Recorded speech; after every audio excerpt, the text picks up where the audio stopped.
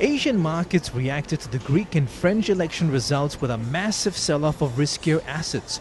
Investors are spooked by the possibility austerity programs seen as vital to fixing Europe's debt crisis would be rolled back.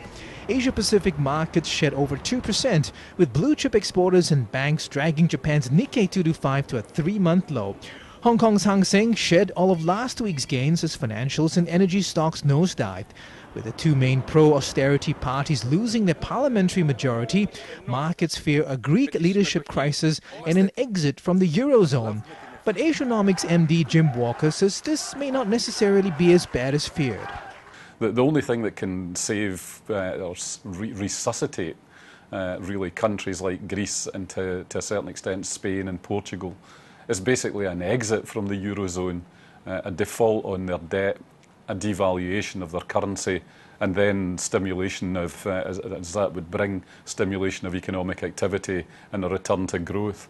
But the proposals as they stand just now and the measures that have been put in place over the course of the last year really won't stack up when it comes to reviving economic growth. This is just going to be, if they're followed through, depression for years and years ahead.